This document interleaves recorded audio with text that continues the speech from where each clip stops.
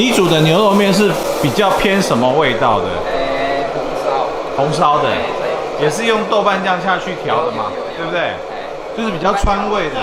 要下去炒。我有加洋葱跟水果。哦，就是汤味会比较甜一点，对，会比较鲜一点。不加味素。对，当然自己煮。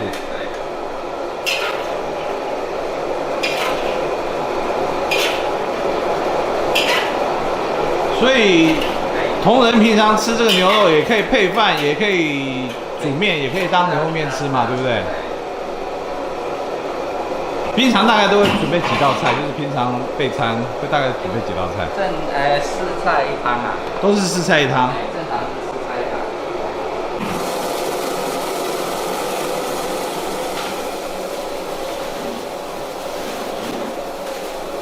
那我待会就煮一。这样子已经煮多久了31年了。煮了31年了。78年到现在。厉害。这个里面其实也有牛肚，对不对？对，我加牛肚下去。哦。好啊，待会来尝尝看。好。那我敢行使用这样的方式。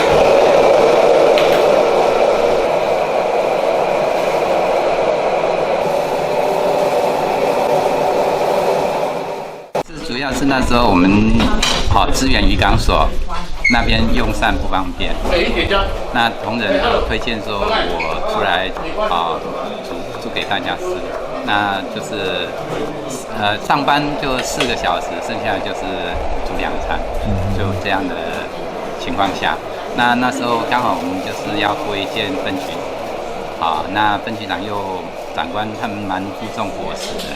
之前是等于说每个组轮流干活，自从我来接之后就我一个人协助办理，就固定下来了。固定下来。之后就是因为工友退休之后没有补人嘛，那人员不够，那就是由我个人一个人办理这样。快乐的话就是大家都是很踊跃来这边用餐啦。我们在这边是办活，不是为了要赚钱，主要是为了大家的健康大家能够在这边安心用餐这样。那甘苦的话，可能剩菜剩很多处理比较麻烦有时候就是为了这个比较伤脑筋就对了。那采访完作业嘛？你比较拿手的菜有哪些？可以简单的介绍一下。这个问题，主任裁的，这个叫主任裁，这方面主任裁的，还不错啦。还有炸鸡翅也很多同仁都喜欢吃啦。那糖醋料理这个部分，那像卤猪脚口味应该都是大家都还蛮能接受的。平常吃这个同事煮的菜，觉得怎么样？吃的味道跟大师级的一样，同仁都反应都蛮热烈的。也顾好我们内外勤同仁的胃啦。很会煮对。很会煮啊，大师级。你直接食偌久啊？可能上久就是我。真正假你食偌久？爱煮30年呢。我知影伊入来开始我就食啊。食到即马30年拢食伊煮的。嘿啊。无你外口要食啥？我吃的，他是我们第一任分局长，我的第一任分局长招进来的，民国70几，好像80年还是70几，招进来的。那时候会不会很惊讶，说为什么警察同仁会煮这么多好吃的料？不至于说惊讶，因为每个人有的才艺不一样。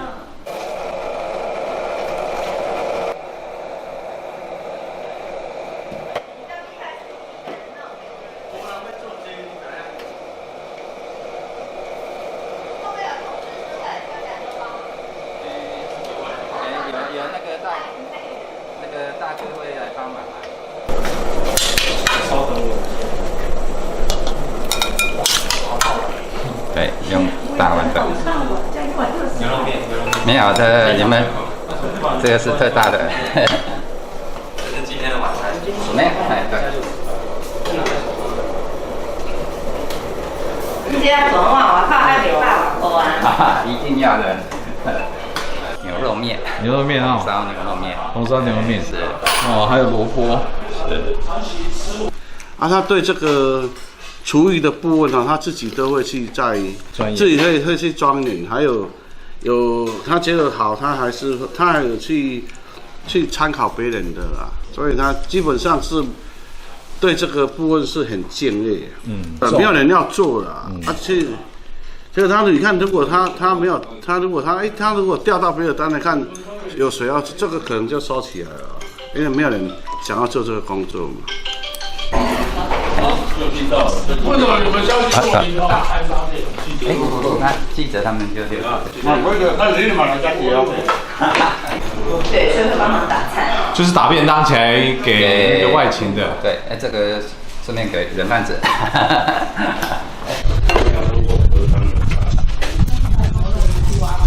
今天来到大元大饭店。在分局做饭，回到家也是要做饭，对不对？回到家也是你做饭。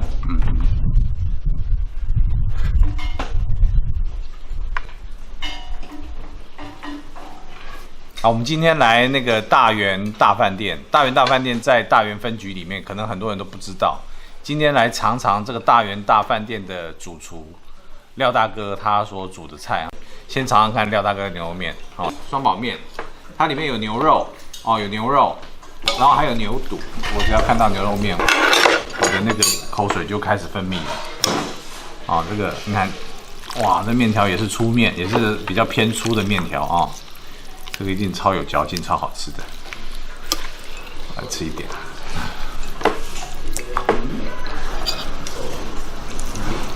因为我自己也喜欢煮牛肉面啦，我到外面去吃，我也会尝各地的那个牛肉面，所以我一闻到那个廖大哥那个牛肉面味道，闻到有这个豆瓣酱的香味，我就知道啊，这个也算是行家。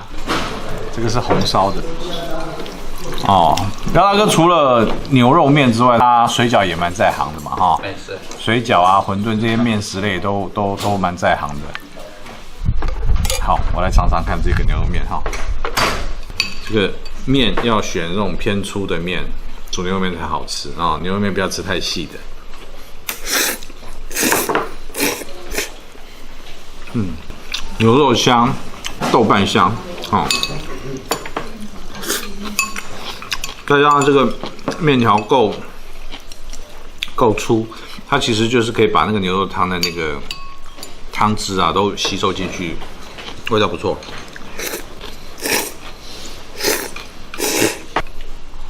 还有糖醋鱼，然后还有卤猪脚，红烧猪脚，真的是非常的丰富啊！人参就是像茶叶蛋，要有裂痕多的才会入味。我就挑一个廖大哥他煮的这个茶叶蛋挑一个裂痕最多、颜色最深的，我们来尝一下。你看看这个。真的这是有裂痕才入味的，这个蛋都已经有那个裂痕的那个纹路都出来。茶叶蛋就是要吃这种，味道有煮透、有渗透进去的这种茶叶蛋才好吃。这就是裂痕。闻的就是有一股蛮明显的那种香料的那种香味，真的蛮香的。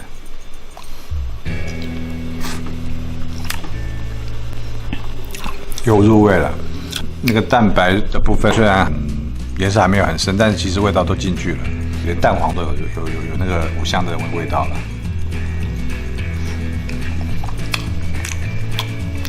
好吃，